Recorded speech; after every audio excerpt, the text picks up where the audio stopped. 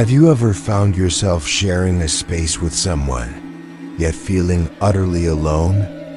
What if the person you thought you knew, the one who shared your walls and your life, wasn't truly there? What if they were just an echo, a silent presence, feeding on your forgotten moments, slowly erasing you from the very fabric of reality? This isn't just a story about a creepy roommate. It's a chilling descent into a world where memory is fragile, where presence is an illusion, and where the most terrifying stalker is the one who steals not your life, but your very existence. One forgotten moment at a time. Sarah, a bright-eyed college student at 22, felt a surge of optimism as she unlocked the door to her new apartment. The place was charming, if a little old, nestled in a quiet, tree-lined neighborhood near the university. Moving out of the dorms was a big step, and finding a cheap two-bedroom with a seemingly perfect roommate, Ilara, felt like a stroke of luck. Ilara had been quiet on their initial video call, almost unnervingly so, but her responses were polite, her background tidy, and her rent portion always paid on time. Sarah envisioned cozy night studying, shared meals, and the easy camaraderie of new friendship. The apartment, with its slightly creaky floors and sun-drenched living room, felt like a fresh start. Ilara seemed at first to be the ideal roommate. She was meticulously tidy, her side of the apartment always pristine, and she was rarely seen. Sarah would leave for her morning classes and return to find dishes washed, the living room tidied, as if by an invisible hand. Ilara's bedroom door, a heavy, dark wood, was almost always closed and often locked. Sarah initially attributed this to Ilara's introverted nature, a desire for privacy, and respected it. She'd occasionally hear faint, almost imperceptible sounds from behind the closed door, a soft rustle, a barely audible sigh, but nothing distinct enough to warrant concern. The first strange occurrences were minor, easily dismissed.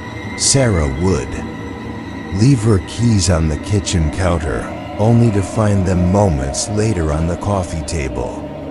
A book she was reading would be found face down, open to a different page than she remembered. She'd blame her own forgetfulness, the stress of classes, or the quirks of an old building. The apartment had a peculiar stillness about it, a silence that felt deeper than mere quiet, almost as if the air itself was holding its breath. Sarah, ever the pragmatist, simply shrugged it off as the charm of an older home. Her friends, like Mark, her casual boyfriend, would occasionally visit. They'd meet Ilara briefly, a fleeting introduction in the hallway, a quick nod, a shy smile. Mark would later comment, "Your roommate's really quiet, huh?" Didn't even hear her come in. Sarah would laugh. "Yeah, she's a total ninja." But even Mark, usually oblivious, would sometimes look around the apartment with a subtle frown, as if sensing something was off, a feeling he couldn't quite articulate. The apartment often felt colder when Ilara was home, a damp, pervasive chill that no amount of heating seemed to dispel. As the weeks turned into months, Sarah realized just how rarely she actually saw Ilara. Their schedules never seemed to align. Ilara was either out or in her room, the door always closed. Sarah would leave notes, try to initiate conversations, but responses were usually short, clipped texts, or a polite but distant nod if they happened to cross paths. The lack of interaction began to chip away at Sarah's initial optimism, replacing it with a growing sense of isolation. Despite technically sharing her living space, the feeling of being watched became a constant companion. Sarah would be studying in the living room, and a prickle on her neck would make her spin around, convinced Alara was standing just behind her, only to find the space empty. She'd catch fleeting glimpses of movement in her peripheral vision.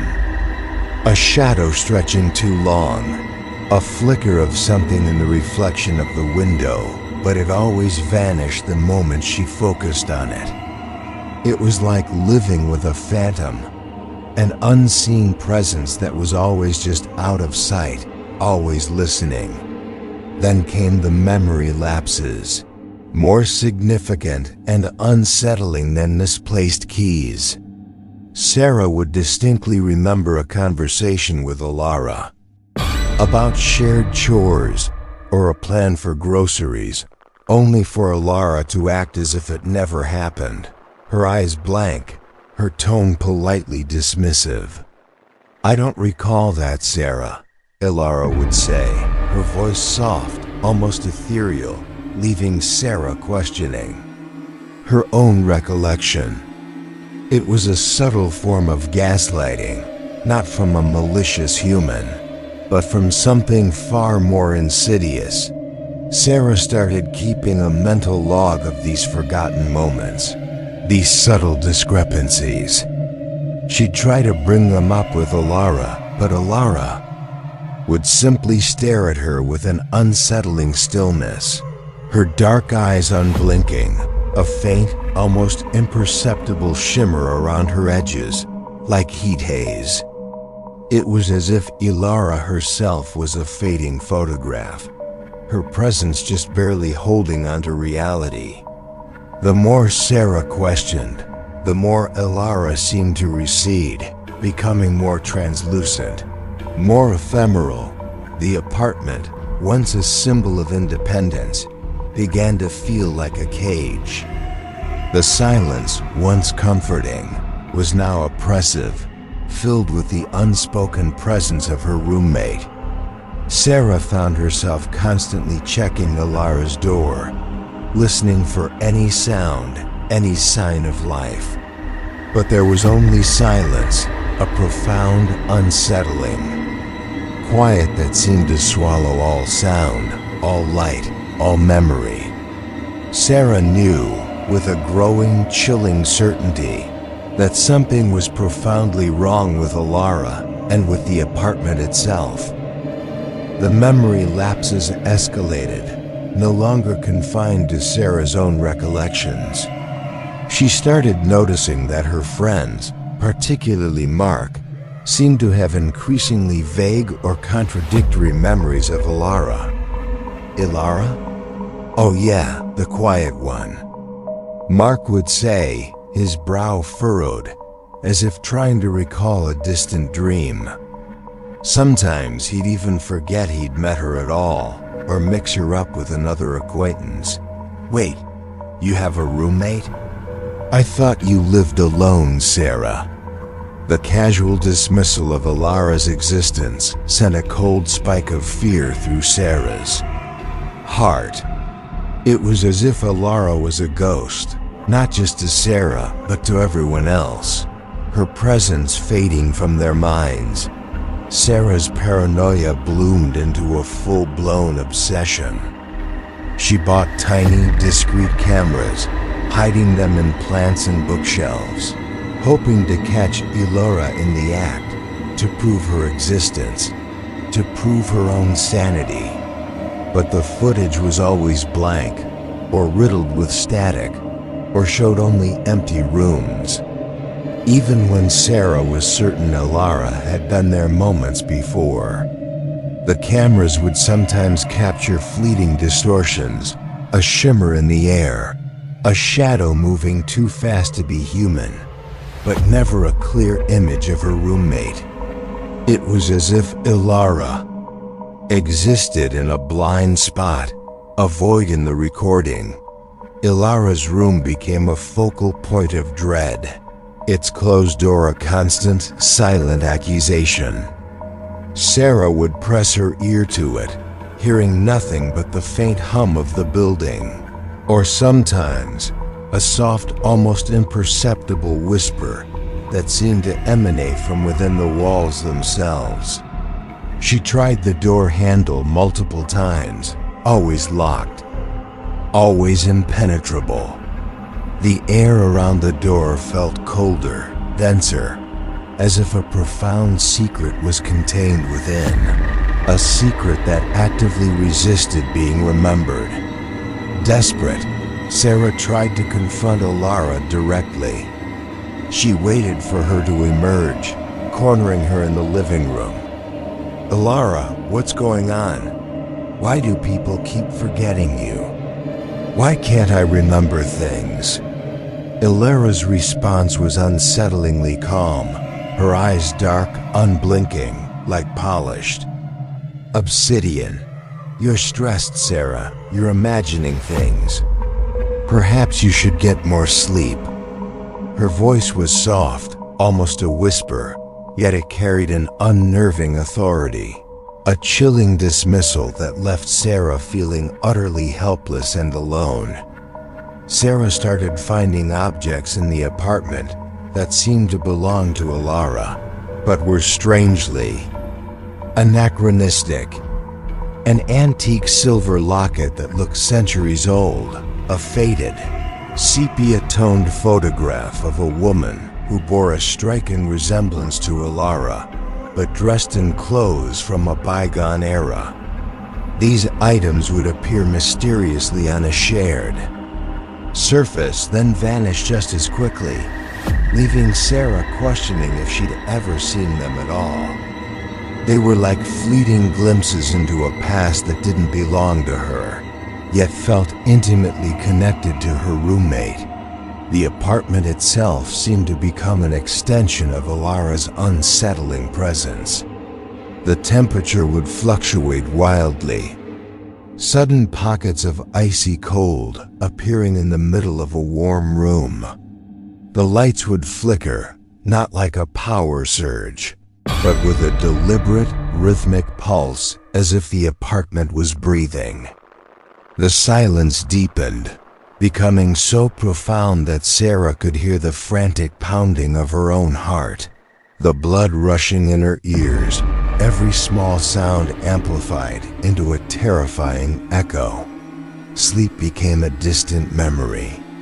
Sarah would lie awake, listening to the subtle creaks of the old building, convinced she could hear faint footsteps padding softly across the living room, or a soft, dry whisper just outside her door, calling her name.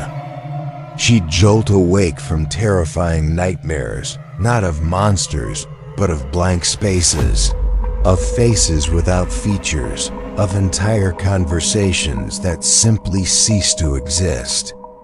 The sleep deprivation made her paranoid, her mind racing, seeing threats in every shadow, every reflection.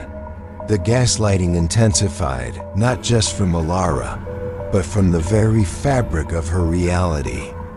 She'd leave a note for herself, a reminder of a strange occurrence, only to find it later with words subtly altered, or entire sentences erased, replaced by nonsensical scribbles. She'd check her phone's call log, convinced she'd spoken, to mark about Ilara, only to find no record of the call. It was as if her memories were being systematically erased, leaving her disoriented, isolated, and utterly convinced she was losing her mind. One particularly terrifying night, Sarah was brushing her teeth, staring at her reflection in the bathroom mirror. Ilara's door was closed, as always. But then, in the mirror, behind her own reflection, she saw it, a faint, almost translucent shimmer, like heat haze, coalescing into the vague outline of a figure. It was Alara, standing silently in the doorway of her own room, watching Sarah. Her eyes dark, unblinking, and radiating an ancient, profound sadness.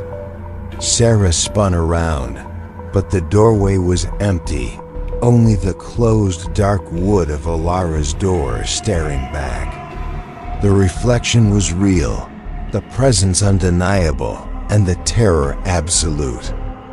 Sarah's mental state deteriorated rapidly, her once sharp mind now a fractured landscape of fear and confusion. Her friends and family, alarmed by her increasing paranoia and gaunt appearance, urged her to seek professional help. "Sarah, you're not sleeping. You're seeing things," Mark pleaded, his voice laced with genuine concern, but also a frustrating dismissal of her claims about Alara. She tried to show him the blank camera footage, the altered notes, the inconsistencies, in his own memory, but it was like trying to grasp smoke. He saw a friend in distress, not a victim of the supernatural. Desperate to prove Alara's existence, Sarah became obsessed with capturing her image. She tried to take photos of Alara, discreetly at first, then more overtly. But every picture was either a blur or a completely blank space where Alara should have been. Sometimes the photos would develop a strange distorted static around the edges, or the image would be subtly corrupted, like a digital echo of a person, not a real one. It was as if Alara existed in a dimension just beyond the reach of human. Technology, a phantom presence that defied capture. The focus of her terror narrowed to Alara's room. The perpetually locked door, a symbol of the entity's hidden truth. Sarah knew with a chilling certainty that the answers lay within. One night, fueled by a potent mix of fear and desperation, she found an old, rusty key hidden beneath a loose floorboard in the hallway. A key that felt inexplicably heavy in her palm. With trembling hands, she inserted it into Alara's lock. It turned with a soft click, a sound that echoed unnaturally loud in the profound silence of the apartment. The room inside was meticulously neat, almost sterile, as if no one had lived there for decades. The bed was perfectly made, the desk clear, not a speck of dust. It was a room frozen in time, a perfect, unchanging tableau. But in the back of the closet, hidden beneath a pile of pristine folded linens, Sarah found it. A small, leather-bound journal, its pages brittle with age, its cover faded and worn. It was not Alara's neat, modern handwriting inside, but a delicate, flowing script from a bygone era. As Sarah read, a horrifying truth began to unfold. The journal belonged to a young woman named Alara, who had lived in this very apartment decades ago. The entry spoke of loneliness, of a broken heart, of a profound isolation after a tragic loss. The final entry, dated in the spring of 1963, described a descent into despair, a feeling of being utterly forgotten, of fading away. The last words were chilling. "I will not be forgotten. I will remain. I will claim what is left." Sarah's blood ran cold. The original Alara had died in this room, a suicide, consumed by her own isolation and the feeling of being erased from the world. The entity wasn't a ghost in the traditional sense, but a residual echo, an imprint of the original Alara's despair. and her desperate need to be remembered. It fed on isolation, on forgotten memories, on the silence surrounding its tragic death. By making others forget her, by creating a void where she should be, the entity gained power, slowly solidifying its own non-existence into a terrifying presence. It was the ultimate stalker, not seeking to harm, but to consume, to erase, to make others share its fate of being utterly, profoundly forgotten. Sarah realized the horrifying implication. The entity was actively trying to erase her memories of it, and potentially her entire existence, if she didn't stop it. It was trying to make her forget Alara, to forget the apartment, to forget her own life, until she too became a fading echo, a void in the fabric of reality. The glimpses of her own distorted reflection, the feeling of being watched, the stolen memories. It was all part of the entity's insidious process of claiming her. The entity fought back with a terrifying psychological assault. As Sarah read the journal, the air in the room grew impossibly cold, and the whispers intensified. No longer just Alara's voice, but a chorus of forgotten names, of lost moments. You are forgetting. You are fading. You are already gone. Sarah felt her own memories begin to fray, her grip on reality loosening. She saw flashes of her own childhood, her parents' faces, her own name. Then they would dissolve into a swirling static, replaced by a profound, terrifying blankness. She clutched the journal, her only proof, her only anchor, as the room around her seemed to warp and shift. The walls rippled, the furniture blurred, and the shadowy outline of Alara, more defined than ever, stood in the doorway, its eyes dark, its mouth a silent, gaping void, radiating an ancient, profound sadness that was both terrifying and deeply, tragically human. It was the ultimate manifestation of forgotten despair, a silent scream for remembrance. Sarah understood the entity's weakness, remembrance. The echo in the empty room, born of being forgotten, thrived on silence and erasure. To break its hold, she had to force others to remember the original Alara, to acknowledge the tragedy that had birthed the entity. It was a terrifying gamble, a desperate race against time as her own memories continued to fray, threatening to pull her into the same void that consumed her roommate. The entity unleashed its full psychological assault. The apartment became an echo chamber of Sarah's deepest fears and insecurities. She heard her own voice, distorted and mocking, telling her she was worthless, that no one would miss her if she disappeared. Phantom hands brushed against her skin, icy cold, trying to pull the journal from her grasp. The air was thick with the scent of dust and decay, and the apartment seemed to breathe around her, its walls pressing in, trying to crush her will, to make her forget everything. Clutching the journal, her only proof, Sarah stumbled out of Alara's room, her mind a maelstrom of fading memories. She had to reach Mark, her last link to a shared reality.